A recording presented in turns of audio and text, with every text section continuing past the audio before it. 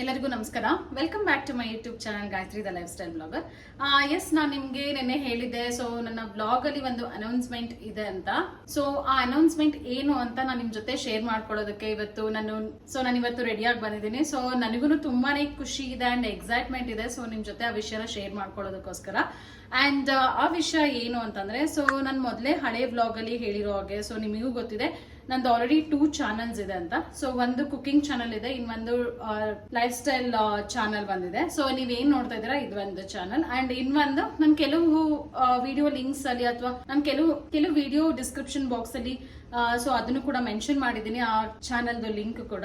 So ಕೆಲವರೆಲ್ಲ ಆ ಚಾನಲ್ಗೆ ವಿಸಿಟ್ ಮಾಡಿರ್ಬೋದು ಅಂಡ್ ರೆಸಿಪೀಸ್ ಕೂಡ ನೋಡಿರ್ಬೋದು ಅಂಡ್ ನಿಮ್ಮ ಮನೆಯಲ್ಲೂ ಕೂಡ ಟ್ರೈ ಮಾಡಿರ್ಬೋದು. ಸೊ ಇವತ್ತಿನ ದಿನ ನಾನೇನ್ ಅನೌನ್ಸ್ ಮಾಡೋದಕ್ಕೆ ಬಂದಿದ್ದೀನಿ ಅಂತಂದ್ರೆ, ಸೊ ಆ ಚಾನಲ್ ಬಗ್ಗೆ ಸ್ವಲ್ಪ ಮಾತಾಡೋಣ ಅಂತ ಅನ್ಕೊಂಡಿದೀನಿ. ಸೊ ಏನ್ ವಿಷಯ ಅಂತಂದ್ರೆ, ಲೈಕ್ ಇವಾಗ ನಿಮ್ಗೆ ಗೊತ್ತಿರೋ ಹಾಗೆ, ಸೊ ನೇಸರಿನ ಪುಟ್ಟ ಹುಡುಗ ಇದ್ದಾನೆ, ಅಂದ್ರೆ 4 ವರ್ಷದ ಮಗು. ಸೊ ನಾನ್ GDB ಕಿಚನ್ ನ ಶುರು ಮಾಡಿದ್ದು ಫಸ್ಟ್ ನೇಸರ್ 6 ಮಂತ್ಸ್ ಇರೋವಾಗ, ಅಂದ್ರೆ 6 ಮಂತ್ಸ್ ನ ಬೇಬಿ ಇರೋವಾಗ ನಾನು ಆ ಚಾನೆಲ್ ನ ಸ್ಟಾರ್ಟ್ ಮಾಡಿದ್ದು. ಸೊ ಸ್ಟಾರ್ಟ್ ಮಾಡ್ತಾ ನನಗೆ ಅದ್ರ ಬಗ್ಗೆ ಅಷ್ಟೊಂದು ಸೊ ಟೆನ್ಷನ್ ಇರ್ಲಿಲ್ಲ, ಬಿಕಾಸ್ ಆರಾಮ್ಸೆ ರೆಸಿಪೀಸ್ ಎಲ್ಲ ಶೂಟ್ ಮಾಡ್ತದೆ. ಈವನ್ ನೇಸರು ಕೂಡ ಚಿಕ್ಕ ಮಗು ಇದ್ದ, ಸೊ ಅವಾಗ ಆಟ ಆಡ್ಸಿದ್ರೆ ಆಟ ಆಡ್ತದ, ಸೊ ನಾವ್ ಎತ್ಕೊಂಡೆಲ್ಲ ಓಡಾಡ್ತಾ ಇದ್ವಿ. ಸೊ ನಿಮ್ಗೆ ಗೊತ್ತಿರತ್ತೆ 6 ತಿಂಗಳು ಮಗು ಹೇಗಿರುತ್ತೆ ಅನ್ಬಿಟ್ಟು. ಸೊ ಅವಾಗ ನನ್ಗೆ ಆ ಚಾನಲ್ ಸ್ಟಾರ್ಟ್ ಮಾಡಿದಾಗ ನನಗೆ ಆರಾಮಾಗಿ ಫೀಲ್ ಆಗ್ತಾ ಇತ್ತು. ಸೊ ಆರಾಮ್ಸೆ ನಾನು ಶೂಟ್ ಮಾಡ್ತಾ ಇದ್ದೆ. ಅಂಡ್ ನಾನ್ ಈ ತರ ಕೆಲಸ ಮಾಡೋದಕ್ಕೆ, ಸೊ ನನ್ನ ಪ್ಯಾಷನ್ ಏನಿದೆ, ಸೊ ನಾನ್ ಅದನ್ನ ಸ್ಟಾರ್ಟ್ ಮಾಡಿದಾಗ ನನಗೆ ಕುಕಿಂಗ್ ಅಂದ್ರೆ ಪ್ಯಾಷನ್, ನಿಮಗೂ ಗೊತ್ತಿದೆ. ಅಂಡ್ ನಮ್ದು ರೆಸ್ಟೋರೆಂಟ್ ಬ್ಯಾಕ್ಗ್ರೌಂಡ್.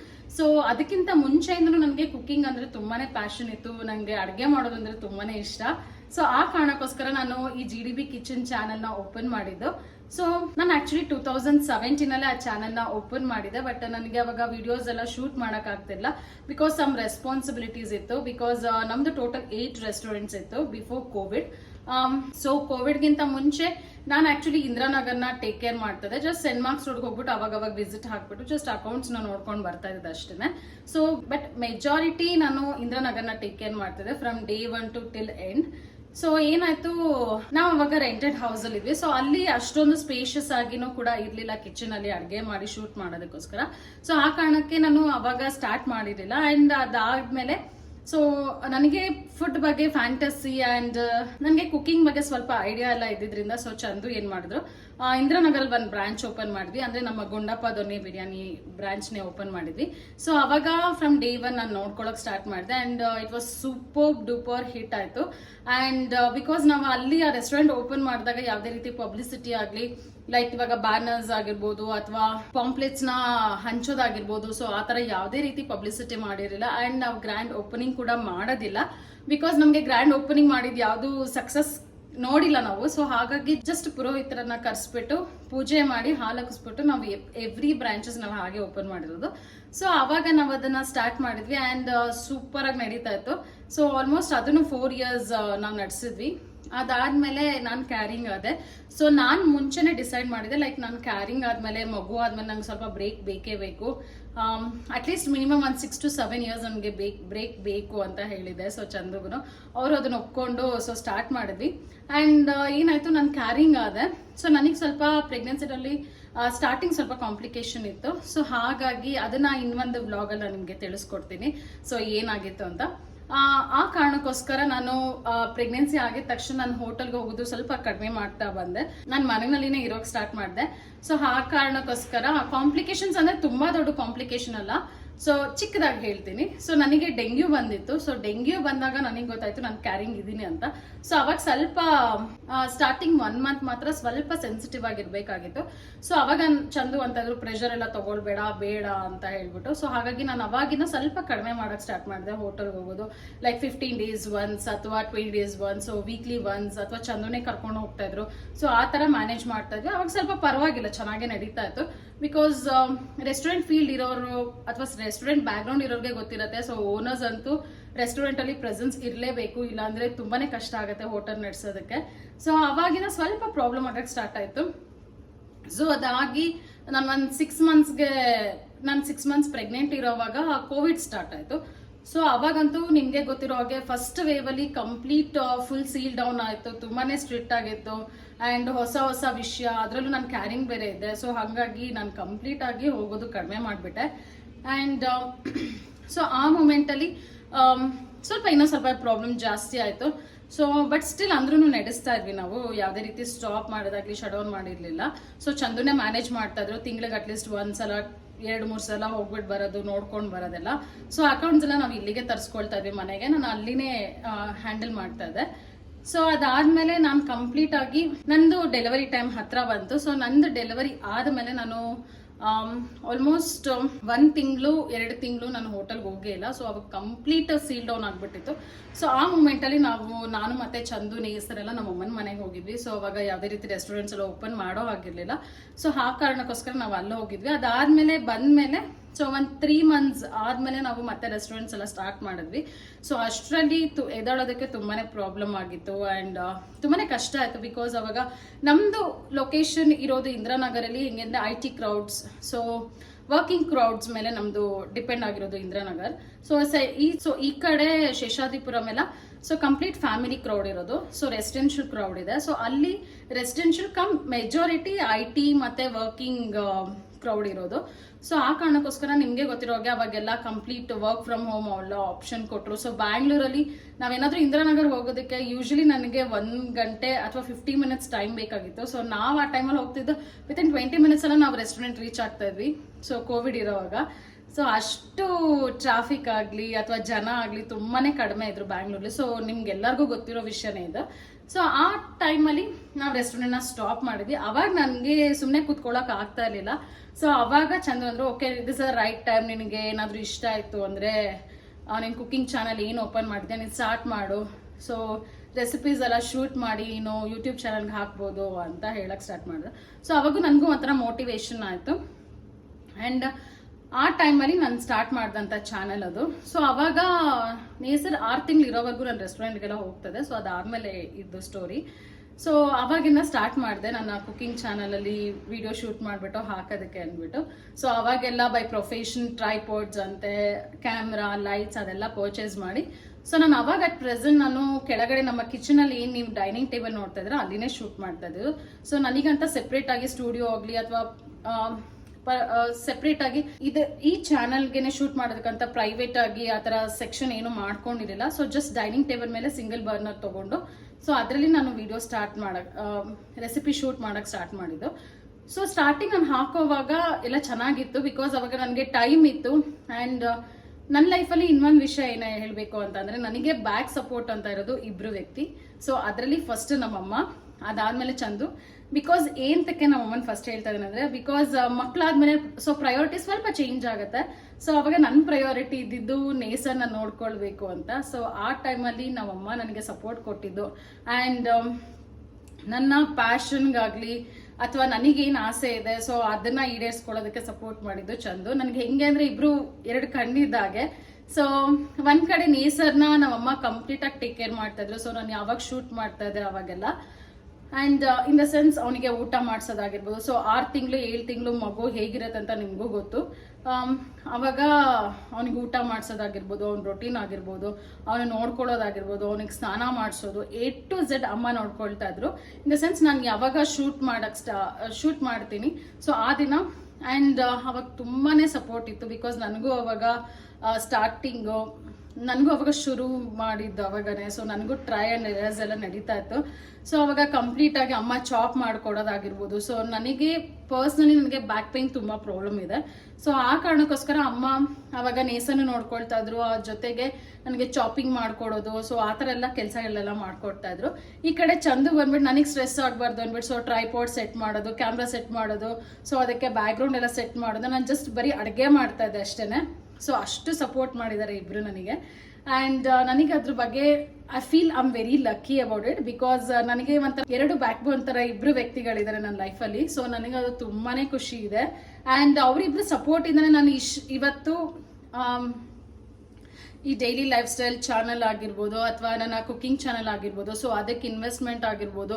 ಸೊ ನನಗೆ ಇವರಿಬ್ರು ಸಪೋರ್ಟು, ನನಗೇನು ಇಷ್ಟ ಇದೆ ಸೊ ಅದಕ್ಕೆ ಇಬ್ರು ಸಪೋರ್ಟ್ ಮಾಡಿದ್ದಾರೆ ಅಂತಾನೆ ಹೇಳ್ಬೋದು. ಸೊ ಅದ ಟೈಮಲ್ಲಿ ನಮ್ಮಮ್ಮ ಇಲ್ಲಿ ಬರೋವಾಗ ನಮ್ಮ ಅಪ್ಪನೂ ಕೂಡ ಒಂದ್ ಕಡೆ ಸಪೋರ್ಟ್ ಮಾಡ್ತಾ ಇದ್ರು. ಪರವಾಗಿಲ್ಲ, ನೀನ್ ಅಲ್ಲಿ ನೋಡ್ಕೋ, ಅಂದ್ರೆ ನನ್ನನ್ನು ನೋಡ್ಕೋ ಅಂತೆಲ್ಲ ನಮ್ಮ ಅಪ್ಪನೂ ಕೂಡ ಹೇಳ್ತಾ ಇದ್ರು. ಅಂಡ್ ಆ ಟೈಮಲ್ಲೂ ನಮ್ಮ ಅಪ್ಪನೂ ಕೂಡ ತುಂಬಾನೇ ಸಪೋರ್ಟ್ ಮಾಡಿದ್ದಾರೆ. ಸೊ ಈ 3 ಜನ ವ್ಯಕ್ತಿಗಳು ನನಗೆ ಹೆಂಗೆ ಅಂದ್ರೆ ನನಗೆ ಏನ್ ಇಷ್ಟ ಇದೆ, ಬಿಕಾಸ್ ನಾನು ಒಬ್ಳೆ ಮಗ್ಳಾಗಿರೋದ್ರಿಂದ ಸೊ ನನಗೆ 3 ಜನನು ಒಂಥರ ತುಂಬಾ ಸಪೋರ್ಟಿವ್ ಆಗಿ ನಿಂತಿದ್ದಾರೆ ನಂಗೆ ಲೈಫಲ್ಲಿ. ಅಂಡ್ ಫ್ರಮ್ ಡೇ 1 ನಮ್ಮ ಅಪ್ಪ ಅಮ್ಮ, ಅದಾದ್ಮೇಲೆ ನಾನು ಚಂದುನ್ ಮದುವೆ ಆದಾಗಿಂದ ಚಂದು ನನ್ನ ಜೊತೆನಲ್ಲಿದ್ದಾರೆ. ಸೊ ಹಾಗಾಗಿ ನನಗೆ ಲೈಫಲ್ಲಿ ಏನಾದರೂ ಕಡಿಮೆ ಇದೆ ಅಂತ ನನಗೆ ಅಷ್ಟೊಂದೇನು ಅನ್ಸೋದಿಲ್ಲ, ಟು ಬಿ ಫ್ರ್ಯಾಂಕ್. ಸೊ ಎಲ್ಲರೂ ಕೂಡ ಸಪೋರ್ಟ್ ಮಾಡಿರೋ ಅಂಥವ್ರೇನೆ. ಸೊ ಹಾಗಾಗಿ ನಮ್ಮಮ್ಮ ಇಲ್ಲಿಗೆ ಬಂದಾಗ್ಲೂ ಕೂಡ ನಮ್ಮಪ್ಪ ಅಲ್ಲಿ ಮ್ಯಾನೇಜ್ ಮಾಡೋದಾಗಿರ್ಬೋದು, ಅಥವಾ ಕೆಲವು ಟೈಮ್ ನಮ್ಮಪ್ಪ ಇಲ್ಲಿ ಬಂದು ಕೂಡ ಹೋಗ್ತಾ ಇದ್ರು ಸೊ ಮೊಮ್ಮಗ ನೋಡೋದಕ್ಕೆ ಅಂದ್ಬಿಟ್ಟು. ಅಂಡ್ ಸೊ ಅಮ್ಮನೂ ಕೂಡ ತಿಂಗಳಲ್ಲಿ 15 ದಿನ ಇಲ್ಲಿ ಇರ್ತಾ ಇದ್ರು, ಇನ್ನು 15 ದಿನ ಮಮ್ಮಿ ಮನೆಯಲ್ಲಿ ಇರ್ತಾ ಇದ್ರು. ಸೊ ಆ ಕಾರಣಕ್ಕೋಸ್ಕರ ಆ ಟೈಮಲ್ಲಿ ನನಗೆ ಸಿಕ್ಕಂತ support, so I feel I am so blessed. So touched, ನನಗಂತೂ ತುಂಬಾನೇ ಬ್ಲೆಸ್ಡ್ ಅನ್ಸುತ್ತೆ. ಬಿಕಾಸ್ ಈ ತರ ಫ್ಯಾಮಿಲಿ ಸಪೋರ್ಟ್ ಆಗಿರ್ಬೋದು, ಈ ತರ ನನ್ನ ಹೋಟೆಲ್ಗೆ ಹೋಗೋವಾಗ್ಲೂ ಕೂಡ ಅಷ್ಟೇನೆ. ಸೊ ಹಾಗಾಗಿ ಆ ಜರ್ನಿ ಸ್ಟಾರ್ಟ್ ಆಯ್ತು. ಸೊ GDB ಕಿಚನ್ ಜರ್ನಿ ಅಲ್ಲಿಂದ ಸ್ಟಾರ್ಟ್ ಆಯ್ತು. ಸೊ ಸ್ಟಾರ್ಟ್ ಆದಾಗ ಚೆನ್ನಾಗಿ ನಡೀತಾ ಇತ್ತು. ಒಂದು 6 months ವರ್ಗು ಚೆನ್ನಾಗೇ ನಡೀತು. ಆಲ್ಮೋಸ್ಟ್ 6 to 8 months ಅಂತಾನೆ ಅನ್ಕೊಳ್ಳಿ. ಸೊ 8 months ವರ್ಗು ನಾನು ಬ್ಯಾಕ್ ಟು ಬ್ಯಾಕ್ ವಿಡಿಯೋಸ್ ಎಲ್ಲ ಅಪ್ಲೋಡ್ ಮಾಡ್ತಾ ಇದ್ದೆ. ಸೊ ವ್ಯೂಸ್ ಎಲ್ಲ ಚೆನ್ನಾಗಿ ಬರ್ತಾ ಇತ್ತು, ಲೈಕ್ 42K 40K. ಅಂಡ್ ನಾನು ಹಾಕಿದ್ದು ಕೆಲವು ರೆಸಿಪೀಸ್ ಅಲ್ಲಿ ಮೆಜಾರಿಟಿ 10,000 5,000 ಹೀಗೆಲ್ಲ ಕ್ರಾಸ್ ಆಗ್ತಾ ಇತ್ತು ವ್ಯೂಸ್ ಎಲ್ಲ. ಸೊ ಅದಾದ್ಮೇಲೆ ಏನಾಯ್ತು, ನೇಸರ್ನ ನಾವು 2 yearsಗೆ ಸ್ಕೂಲಿಗೆ ಹಾಕಿದ್ವಿ. ಬಿಕಾಸ್ ರೀಸನ್ ಬಂದ್ಬಿಟ್ಟು ನೇಸರು ಕಂಪ್ಲೀಟ್ ಆಗಿ ಕೋವಿಡ್ ಟೈಮಲ್ಲಿ ಹುಟ್ಟಿರೋದ್ರಿಂದ ಸೊ ಅವನಿಗೆ ನಾವು ಬೇರೆ ಫ್ರೆಂಡ್ಸ್ ಮಕ್ಳು ಜೊತೆ ಮಿಂಗಲ್ ಮಾಡೋದಾಗ್ಲಿ ಅಥವಾ ಆಚೆ ಕರ್ಕೊಂಡು ಹೋಗೋದಾಗ್ಲಿ ಸ್ವಲ್ಪ ಅಲ್ಲ ಫುಲ್ ಕಡಿಮೆನೇ ಇತ್ತು. ಬಿಕಾಸ್ ಅವನಿಗೆ ನಾಮಕರಣನೂ ಮಾಡಿರ್ಲಿಲ್ಲ. ಅಂಡ್ 1 year ಬರ್ಡೇನೂ ಕೂಡ ನಮಗೆ ಮಾಡೋಕ್ಕಾಗಿಲ್ಲ. ಸೊ ನಾಮಕರಣ 1 year ಬರ್ಡೇ ಟೈಮ್ ಎಲ್ಲ ಕೋವಿಡ್ ಪೀಕಲ್ಲಿ ಇತ್ತು. ಸೊ 2nd year ಬರ್ಡೇ ಟೈಮಲ್ಲಿ ಅಷ್ಟು ಜನ ಬರಕ್ ರೆಡಿ ಇರ್ಲಿಲ್ಲ. ಸೊ ಅವಾಗೂ 2nd wave ಅಂದ್ಬಿಟ್ಟು ಸ್ಟಾರ್ಟ್ ಆಗಿತ್ತು. ಸೊ ಹಾಗಾಗಿ ರೇಸರ್ಗೆ ಆಲ್ಮೋಸ್ಟ್ ನಾವು 2 years. ಸೊ ನೇಸರ್ಗೆ ನಾವು ಹಾಗಾಗಿ 2 ವರ್ಷ ಬರ್ಡೇ ಆಗಲಿ ಯಾವುದೇ ಫಂಕ್ಷನ್ಸ್ ಆಗಲಿ ನಮ್ಮ ಮನೆಯಲ್ಲಿ ಮಾಡೇ ಇರಲಿಲ್ಲ. ಸೊ 3rd year ಬರ್ಡೇನೆ ನಾವು ಗ್ರ್ಯಾಂಡ್ ಆಗಿ ಮಾಡಿದ್ದು ನೇಸರ್ದು. ಸೊ ಆ 2 years ಅಲ್ಲಿ ನಾನು ಆರಾಮ್ಸೆ ಸ್ವಲ್ಪ ವಿಡಿಯೋಸ್ ಎಲ್ಲ ನಡೀತಾ ಇತ್ತು. ಸೊ 2 years ಅವ್ನು ಏನ್ ಮಾಡಕ್ ಸ್ಟಾರ್ಟ್ ಮಾಡ್ದ, ನನ್ನ ಮಕ್ಳ ಜೊತೆ ಆಟ ಆಡ್ಬೇಕು ಅಂತ ಹೇಳಕ್ ಸ್ಟಾರ್ಟ್ ಮಾಡ್ದ. ಅಂಡ್ ಅವನಿಗೆ ತುಂಬಾ ಇಷ್ಟ ಆಗ್ತಾ ಇತ್ತು ಮಕ್ಳ ಜೊತೆ ಎಲ್ಲ ಆಟ ಆಡೋದಕ್ಕೆ. ಸೊ ನಮಗೇನಂದ್ರೆ ಇಲ್ಲಿ ನಮ್ಮನೆ ಹತ್ರ ಅಷ್ಟೊಂದು ನಮ್ಗೆ ಇಷ್ಟ ಆಗ್ತಾ ಇರಲಿಲ್ಲ. ಸೊ ಹಂಗಾಗಿ ನಾವು ಅವನನ್ನ ಆಚೆ ಎಲ್ಲ ಕಳಿಸ್ತಾ ಇರ್ಲಿಲ್ಲ. ಆ ಕಾರಣಕ್ಕೋಸ್ಕರ ನಾವು ಸ್ಕೂಲಿಗೆ ಜಾಯಿನ್ ಮಾಡಿಸಿದ್ವಿ. ಅಂಡ್ ನಮ್ಮ ಮನೆ ಹತ್ರನೇ ಇದೆ ಸ್ಕೂಲ್, ತುಂಬಾನೇ ಚೆನ್ನಾಗಿರುವಂತ ಸ್ಕೂಲ್ ಅದು. ಸೊ ಹಾಗಾಗಿ ಅಲ್ಲಿಗೆ ಜಾಯಿನ್ ಮಾಡಿಸಿದ್ವಿ ಅವನು. ಅಲ್ಲಿ ಅವನು ಸ್ವಲ್ಪ ಮಿಂಗಲ್ ಆಗ್ತಾ ಬಂದ. ಸೊ ತುಂಬಾನೇ ಇಂಪ್ರೂವ್ಮೆಂಟ್ಸ್ ಆಯ್ತು 2nd year ಅಷ್ಟರಲ್ಲಿ. ಅಂಡ್ 1 ವರ್ಷ ಸೊ ಒಂದು 2 years ಇರೋವಾಗ ನಾವು ಅಲ್ಲಿಗೆ ಜಾಯಿನ್ ಮಾಡಿಸಿದ್ವಿ. ಅಂಡ್ ಚೆನ್ನಾಗಿ ನಡೀತಾ ಇತ್ತು. ಸೊ ಅವಾಗ ಏನಾಯ್ತು, ನನಗೆ ರೊಟೀನ್ ಅಡ್ಜಸ್ಟ್ ಆಗೋದಕ್ಕೆ ಸ್ವಲ್ಪ ಟೈಮ್ ಬೇಕಾಯ್ತು. ಸೊ ಅವಾಗ ಅಮ್ಮನೂ ಕೂಡ ತುಮಕೂರಿಗೆ ಹೋಗಿ ಬಂದು ಮಾಡ್ತಾ ಇದ್ರು. ಅಮ್ಮ ಇದ್ದಿದ್ದ ಟೈಮಲ್ಲಿ ನಾನು ಈ ತರ ಶೂಟ್ ಎಲ್ಲ ಪ್ಲಾನ್ ಮಾಡ್ತಾ ಇದ್ದೆ. ಸೊ ಇವನ್ಗೆ 2 years ಸ್ಕೂಲಿಗೆ ಹಾಕ್ತಾ ಬಂದಾಗ ಏನಾಯ್ತು, ಇವಂದು ಫುಡ್ ರೊಟೀನ್ ಆಗಿರ್ಬೋದು, ಸ್ಲೀಪಿಂಗ್ ಟೈಮ್ ಆಗಿರ್ಬೋದು, ಅಂಡ್ ಸ್ವಲ್ಪ ಟಯರ್ಡ್ ಆಗ್ತಾ ಇದ್ದ. 7:30ಗೆ ಎದ್ದೇಳ್ತಾ ಇದ್ದ ಅವನು. ಮುಂಚೆಲ್ಲ 9 o'clockಗೆಲ್ಲ ಎದ್ದೇಳ್ತಾ ಇದ್ದ. ಸೊ ಇವನಿಗೆ ಸ್ವಲ್ಪ ಟೈಮ್ ಬೇಕಾಯ್ತು. ಆ ಟೈಮಲ್ಲಿ ನಾನು ವಿಡಿಯೋ ಶೂಟ್ ಮಾಡೋವಾಗೆಲ್ಲ ತುಂಬಾನೇ ಡಿಸ್ಟರ್ಬ್ ಆಗ್ತಾ ಇತ್ತು ನೇಸರ್ಗೆ. ಸೊ ನೀವು ಕೆಳಗಡೆ ನಮ್ಮ ಮನೆಯಲ್ಲಿ ನೋಡಿರ್ಬೋದು, ಕಿಚನ್ ಪಕ್ಕದಲ್ಲಿನೇ ಇನ್ನೊಂದು ರೂಮ್ ಇದೆ. ಸೊ ನೇಸರ್ನ ಮಧ್ಯಾಹ್ನ ಟೈಮ್ ಎಲ್ಲ ಅಲ್ಲಿ ಮಲಗಿಸ್ತಾ ಇದ್ವಿ. ಅವ್ನ ಮೇಲ್ಗಡೆ ನಮ್ಮ ರೂಮಲ್ಲಿ ಮಲ್ಕೊಳ್ತಾ ಇರ್ಲಿಲ್ಲ. ಸೊ ಆ ಕಾರಣಕ್ಕೋಸ್ಕರ ಜೊತೆಗೆ ನಮ್ಮಮ್ಮ ನನಗೂ ಕೂಡ ಹೆಲ್ಪ್ ಮಾಡ್ತಾ ಇದ್ರಲ್ಲ, ಆ ಕಾರಣಕ್ಕೋಸ್ಕರ ನೇಸರ್ನ ಕೆಳಗಡೆ ರೂಮಲ್ಲಿನೇ ಮಲಗಿಸ್ತಾ ಇದ್ವಿ ಆ ಟೈಮಲ್ಲಿ. ಸೊ ಅವನಿಗೆ ಹೆಂಗೆ ಅಂದ್ರೆ ಒಂಚೂರು ಪಾತ್ರೆ ಸೌಂಡ್ ಎಲ್ಲ ಮಾಡಿದ ತಕ್ಷಣ ಅವ್ನು ಎದ್ಬಿಡ್ತಾ ಇದ್ದ. ಸೊ ನಿದ್ದೆ ಆಗ್ತಾ ಇರಲಿಲ್ಲ ಅವನಿಗೆ. ಅಂಡ್ ಊಟದ ಟೈಮಲ್ಲಿ ಅವ್ನು ಸ್ವಲ್ಪ ಸ್ಕ್ರೀನ್ ಟೈಮ್ ಅವ್ನು ಇವಾಗ್ಲೂ ಕಡಿಮೆನೆ. ಅವಾಗ ಸ್ವಲ್ಪ ಊಟ ಮಾಡೋವಾಗ ಸ್ವಲ್ಪ ಟಿವಿ ಎಲ್ಲ ತೋರಿಸ್ಕೊಂಡು ಊಟ ಮಾಡಿಸ್ತಾ ಇದ್ವಿ. But I know it's not good. But ಅವಾಗ ಸ್ವಲ್ಪ ಅಂದ್ರೆ ಒಂದು 1/2 an hour ಟೈಮ್ ತಗೊಳ್ತಾ ಇದ್ದ ಊಟಕ್ಕೆ. ಸೊ ಅಟ್ಲೀಸ್ಟ್ ಒಂದು 1/2 an hour ನೋಡ್ಲಿ ಅಂದ್ಬಿಟ್ಟು ಹಾಕ್ತಾ ಇದ್ವಿ. ಸೊ ಅವಾಗ ಏನಾಯ್ತು, ನನಗೆ ವಿಡಿಯೋಗೆ ಡಿಸ್ಟರ್ಬ್ ಆಗ್ತಾ ಇತ್ತು. ಸೊ ಆ ನಾಯ್ಸ್ ಎಲ್ಲ, ಬ್ಯಾಕ್ಗ್ರೌಂಡ್ ನಾಯ್ಸ್ ಎಲ್ಲ ಬರ್ತಾ ಇತ್ತು. ಸೊ ಆವಾಗ ನಾನು ಮತ್ತೆ ಬ್ರೇಕ್ ತಗೊಳ್ತಾ ಇದ್ದೆ. ಸೊ ಆಲ್ಮೋಸ್ಟ್ ನಾನು ಒಂದು ರೆಸಿಪಿ ಶೂಟ್ ಮಾಡೋದಕ್ಕೆ ಬೆಳಿಗ್ಗೆ ಸ್ಟಾರ್ಟ್ ಮಾಡಿದ್ರೆ ನನಗೆ ಈವ್ನಿಂಗ್ ಮುಗಿತಾ ಇತ್ತು. ಅಷ್ಟರಲ್ಲಿ ನನಗೆ first of all back pain ಇರೋದ್ರಿಂದ ತುಂಬಾನೇ ಸ್ಟ್ರೆಸ್ ಆಗ್ತಾ ಇತ್ತು. ಸೊ ಆ ಮೂಮೆಂಟ್ ಅಲ್ಲಿ ಸ್ವಲ್ಪ ನನಗೆ ಬ್ಯಾಕ್ಗ್ರೌಂಡ್ ನಾಯ್ಸಸ್ ಎಲ್ಲ ಬರ್ತಾ ಇತ್ತು. ಸೊ ಅವಾಗ ನಾನು ಮತ್ತೆ ಬ್ರೇಕ್ ತಗೊಳ್ತಾ ಇದ್ದೆ. ಲೈಕ್ ಹೋಲ್ ಡೇ ವಿಡಿಯೋ ಒಂದು ರೆಸಿಪಿ ಶೂಟೇನೆ ಆಗ್ತಾ ಇತ್ತು. ನನಗೆ ತುಂಬಾನೇ ಸ್ಟ್ರೆಸ್ ಆಗ್ತಾ ಇತ್ತು. ಸೊ ನಾನು ಮೊದಲೇ ಹೇಳಿದಾಗ ಬ್ಯಾಕ್ ಪೇನ್ ಕೂಡ ನನಗೆ ತುಂಬಾನೇ ಜಾಸ್ತಿ ಇದೆ. ಸೊ ಆ ಕಾರಣಕ್ಕೋಸ್ಕರ ನಾನು ಅವಾಗ ರೆಸ್ಟ್ ಮಾಡ್ತಾ ಇದ್ದೆ. ಸ್ವಲ್ಪ ಮಾಡಿರೋದು, ಸೊ ಈ ತರ ರೆಸ್ಟ್ ಮಾಡ್ತಿದ್ದೆ. ಒನ್ ಟೈಮಲ್ಲಿ ನನಗೂ ಬೇಜಾರು ಅನ್ಸ್ಬಿಡ್ತು, ಇಲ್ಲ this are right time to take a break ಅಂದ್ಬಿಟ್ಟು. ಸೊ ಬ್ರೇಕ್ ತಗೊಂಡೆ. ಆಲ್ಮೋಸ್ಟ್ ನಾನು ಒನ್ ಮಂತ್ 2 months ಬ್ರೇಕ್ ತಗೊಳ್ಳೋಣ ಅನ್ಕೊಂಡೆ. ಅಷ್ಟರಲ್ಲಿ ನೇರ್ಸರ್ ರೊಟೀನ್ ಎಲ್ಲ ಫುಲ್ ಕಂಪ್ಲೀಟ್ ಚೇಂಜ್ ಆಗ್ಬಿಟ್ಟಿತ್ತು. ಸೊ ಅವಾಗ ನನಗೆ ವಿಡಿಯೋಸ್ ಎಲ್ಲ ಶೂಟ್ ಮಾಡ್ಕೊಳಕ್ ತುಂಬಾನೇ ಕಷ್ಟ ಆಗ್ತಾಯಿತ್ತು. ಅಂಡ್ ಆ ಟೈಮಲ್ಲಿ ನನಗೂ ಕೂಡ ಇಂಟ್ರೆಸ್ಟ್ ಹೊಟ್ಟೋಯ್ತು. ಸೊ ಅವಾಗ ಏನಾಯ್ತು, ಚಂದು ಅಂದ್ರು, ಓಕೆ ನಿನಗೆ ಇಂಟ್ರೆಸ್ಟ್ ಇದೆ ಅಲ್ಲ, ಸೊ ಏನ್ ಮಾಡೋಣ, ಟೆರೇಸ್ನಲ್ಲಿನೇ ಸ್ಟುಡಿಯೋ ತರ ಏನಾದ್ರು ಮಾಡ್ಕೊಳ್ಳೋಣ ಅಂತ ಅನ್ಕೊಂಡ್ವಿ. ಸೊ ಅದಕ್ಕಿಂತ ಮುಂಚೆ ಬೇರೆ ಎಲ್ಲಾದ್ರೂ ಒಂದು ರೂಮ್ ಆ ತರ ಏನಾದ್ರು ರೆಂಟಿಗೆ ತಗೊಂಡು ಸೊ ಅಲ್ಲಿ ಸ್ಟುಡಿಯೋ ತರ ಮಾಡಿ ಅಲ್ಲಿ ಮಾಡ್ಕೊಳ್ಳೋ ತರ ಮಾಡ್ಕೋ ಅಂತ ಹೇಳಿ ಚಂದು ನಾನು ಇಬ್ರು ಸ್ವಲ್ಪ ಎಲ್ಲ ಹುಡುಕಿದ್ವಿ ಇಲ್ಲಿ. ಬಟ್ ಆ ತರದ್ದು ನಮಗೆ ಕನ್ವೀನಿಯಂಟ್ ಇರೋ ತರ ಎಲ್ಲೂ ಸಿಗ್ಲಿಲ್ಲ. ಸೊ ಅವಾಗ ಚಂದು ಅಂದ್ರೆ ಸುಮ್ಮನೆ ಏನಕ್ಕೆ ಬೇರೆಯವ್ರಿಗೆ ಇನ್ವೆಸ್ಟ್ ಎಲ್ಲ ಮಾಡೋದು, ಸೊ ನಮ್ಮ ಟೆರೇಸ್ ಅಲ್ಲಿನೇ ಮಾಡ್ಕೊಂಡ್ಬಿಡೋಣ ಆ ಸ್ಟುಡಿಯೋ ಅಂತ. ಸೊ ಅವಾಗ ಏನಾಯ್ತು, ಆ ಪ್ರೋಸೆಸ್ ಸ್ಟಾರ್ಟ್ ಆಯ್ತು. ಸೊ ಸ್ಟಾರ್ಟ್ ಆದಾಗ ಏನಾಯ್ತು, ಹೋಲ್ ಟೆರೇಸ್ ಅಲ್ಲಿ ನೇಸರ್ದು ಟಾಯ್ಸ್, ಇಡೀ ಮನೆ ಎಲ್ಲ ಫುಲ್ ಟಾಯ್ಸ್ ಇತ್ತು ಒಂದು. ಸೊ ಹಂಗಾಗ್ಬಿಟ್ಟು ಓಕೆ ಫುಲ್ ಹೋಲ್ ಟೆರೇಸ್ನೇ ನಾವು ಫುಲ್ ಕವರ್ ಅಪ್ ಮಾಡಿ ಹಾಫ್ ನೇಸರ್ಗೆ ಟಾಯ್ ರೂಮು, ಅದಾದ್ಮೇಲೆ ಇನ್ ಹಾಫ್ ಅಲ್ಲಿ ಸೊ ನಾನು ಸ್ಟುಡಿಯೋ ಮಾಡ್ಕೊಳ್ಳೋಣ ಅಂತ ಡಿಸೈಡ್ ಮಾಡಿ ಸೊ ಅದಕ್ಕೆ ಕೆಲಸ ಸ್ಟಾರ್ಟ್ ಆಯ್ತು. ಸೊ ಅದಕ್ಕೆ ಕೆಲಸ ಸೊ ಆ ಫ್ಯಾಬ್ರಿಕೇಶನ್ ಎಲ್ಲ ಕೆಲಸ ನಡೆಯೋಷ್ಟರಲ್ಲಿ 4 to 5 months ಆಗೋಯ್ತು. ಸೊ ಅವಾಗೇನಾಯ್ತು, ಅದಾದ್ಮೇಲೆ ನೆಕ್ಸ್ಟ್ ವುಡ್ ವರ್ಕ್ ಸ್ಟಾರ್ಟ್ ಮಾಡಿಸಿದ್ವಿ. ಸೊ ಅವರು ಬಂದು ಎಲ್ಲ ರೆಡಿ ಮಾಡ್ಕೊಳ್ಳೋಷ್ಟು ಅದೊಂದು 4 months ಆಯ್ತು. ಅಂಡ್ ನಾನು ಸ್ವಲ್ಪ ಕಟ್ಲರೀಸ್ ಎಲ್ಲ ತಗೊಂಡು ಸೊ ಅಲ್ಲೆಲ್ಲ ಮತ್ತೆ ರೆಡಿ ಮಾಡ್ಕೊಳ್ಳೋಷ್ಟು 2 months ಅಲ್ಲೇ ಹೊಟ್ಟೋಯ್ತು. ಆಲ್ಮೋಸ್ಟ್ 1 year ನನಗೆ ಹಾಗೆ ಕಳೆದೋಯ್ತು. ಸೊ ಅವಾಗೇನಾಯ್ತು, ನನಗೆ ಈ ಕಡೆ ರೆಸಿಪಿ ಶೂಟ್ ಮಾಡೋಕ್ಕೂ ಆಗ್ತಾ ಇಲ್ಲ ಅಂಡ್ ಅಪ್ಲೋಡ್ ಮಾಡೋಕ್ಕೂ ಆಗ್ತಾ ಇಲ್ಲ. ಅವಾಗ ನನಗೆ ಆಡಿಯನ್ಸ್ ಆಗಿರ್ಬೋದು, ಸೊ ಸಬ್ಸ್ಕ್ರೈಬರ್ಸ್ ಆಗಿರ್ಬೋದು, ಕಂಪ್ಲೀಟ್ ಡೌನ್ ಆಯ್ತು. ಸೊ ಅದಾದ್ಮೇಲೆ ನಾನು ಇದು ಸ್ಟಾರ್ಟ್ ಆದ್ಮೇಲೆ ಸೊ ನಾನೆಲ್ಲ ಕೆಲಸ ಮತ್ತೆ ಸ್ಟಾರ್ಟ್ ಮಾಡ್ಕೊಂಡೆ.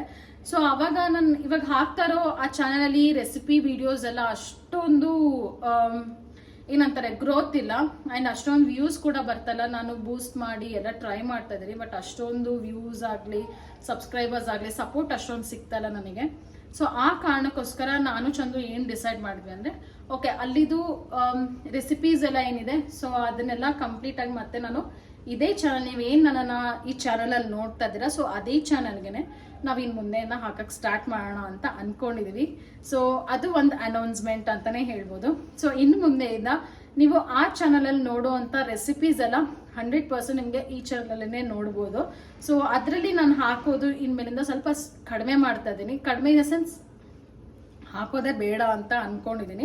ಸೊ ಅದರಲ್ಲಿ ಇರುವಂಥ ವಿಡಿಯೋಸ್ ಅಥವಾ ರೆಸಿಪೀಸ್ ಏನಿದೆ ನಾನು ಅದನ್ನ ಈ ಚಾನಲಲ್ಲೂ ಕೂಡ ಇನ್ನು ಮುಂದೆಯಿಂದ ನೀವು ನೋಡ್ಬೋದು. ಆ್ಯಂಡ್ ದಯವಿಟ್ಟು ಈ ಚಾನಲ್ಗೆ ಹೇಗೆ ಸಪೋರ್ಟ್ ಮಾಡ್ತಾ ಇದ್ದೀರಾ ಹಾಗೆ ಸಪೋರ್ಟ್ ಮಾಡಿ. ಆ್ಯಂಡ್ ಇನ್ನೊಂದು ನಿಮ್ಗೆ ಎಲ್ಲರಿಗೂ ಖುಷಿ ಕೊಡುವಂಥ ಅನೌನ್ಸ್ಮೆಂಟ್ ಅಂತ ಅನ್ಕೊಂಡಿದ್ದೀನಿ ನಾನು, ಬಿಕಾಸ್ ಅದ್ರ ಬಗ್ಗೆ ನನಗೂ ಕೂಡ ತುಂಬಾ ಎಕ್ಸೈಟ್ಮೆಂಟ್ ಇದೆ ಆ್ಯಂಡ್ ನಿಮಗೂ ಕೂಡ ಇಷ್ಟ ಆಗುತ್ತೆ ಅಂತ ಅನ್ಕೊಂಡಿದ್ದೀನಿ. ಸೊ ನನ್ನ ಸ್ಟುಡಿಯೋ ನೀವು ಆಲ್ರೆಡಿ ನನ್ನ ವ್ಲಾಗಲ್ಲೆಲ್ಲ ನೋಡಿದ್ದೀರಾ. ಸೊ ಆ ಸ್ಟುಡಿಯೋನಲ್ಲಿ ನಿಮಗೂ ಕೂಡ ಬಂದು ಅಡುಗೆ ಮಾಡುವಂಥ ಆಪರ್ಚುನಿಟಿ ನಿಮಗೆ ಸಿಗ್ತಾ ಇದೆ. ಸೊ ನನಗೂ ಕೂಡ ತುಂಬಾ ಎಕ್ಸೈಟೆಡ್ ಆಗಿದ್ದೀನಿ ಅದ್ರ ಬಗ್ಗೆ. ನನಗೂ ಗೊತ್ತಿಲ್ಲ ಹೇಗೆ ನಡೆಯುತ್ತೆ ಏನು ಅಂತ, ಬಟ್ ನನಗೆ ಗೊತ್ತಿರೋ ನನಗೆ ಮತ್ತು ನನ್ನ ಟೀಮ್ಗೆ ಇರುವಂಥ ಒಂದು ಕೆಲವು ಪ್ಲ್ಯಾನ್ಸ್ಗಳಿದೆ. ಸೊ ಆ ಪ್ಲ್ಯಾನ್ ಪ್ರಕಾರ ನಾವು ಮಾಡ್ಕೊಂಡು ಹೋಗೋಣ ಅಂತ ಅಂದ್ಕೊಂಡಿದ್ದೀವಿ.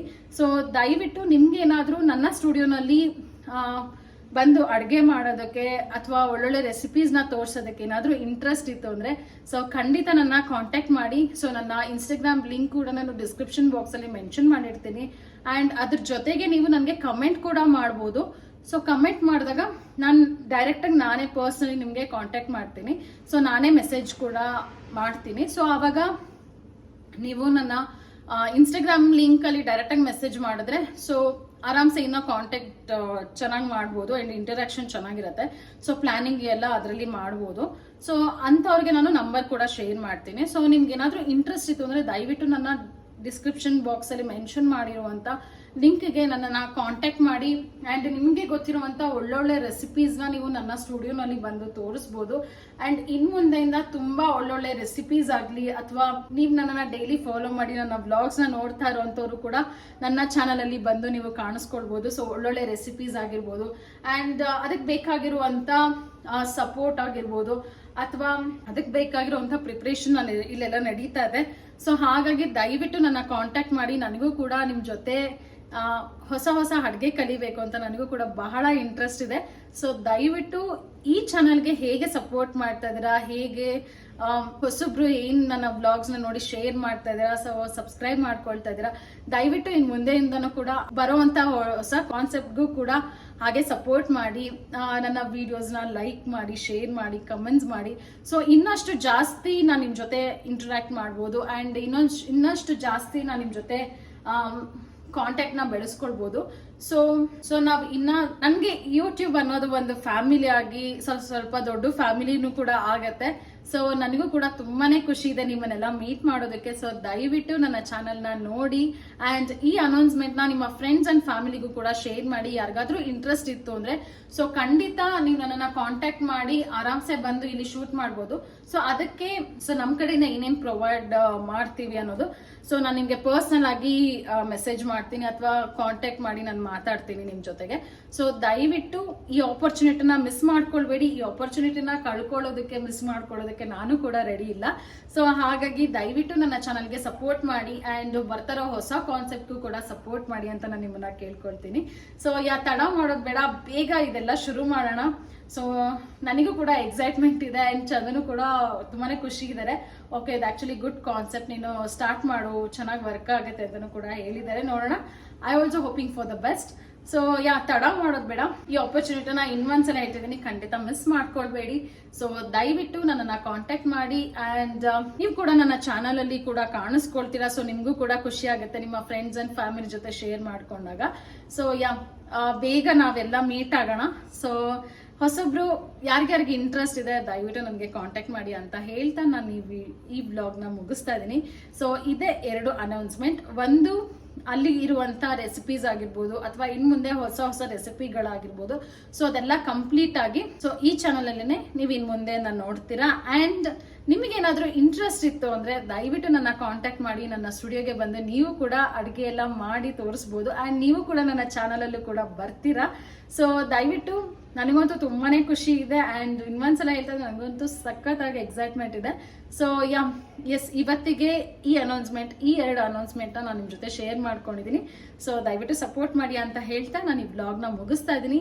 ಸೊ ಆದಷ್ಟು ಬೇಗ ನನ್ನ ಕಾಂಟ್ಯಾಕ್ಟ್ ಮಾಡಿ ಅಂತ ಹೇಳ್ತಾ stay tune, see you tomorrow. ನಾಳೆ ಮತ್ತೆ ಹೊಸ ವ್ಲಾಗ್ ಜೊತೆ ಭೇಟಿ ಆಗೋಣ ಅಂತ ಹೇಳ್ತಾ ನಾನು ಈ ವ್ಲಾಗ್ನ ಮುಗಿಸ್ತಾ ಇದ್ದೀನಿ. Yes, take care of yourself and your family. See you.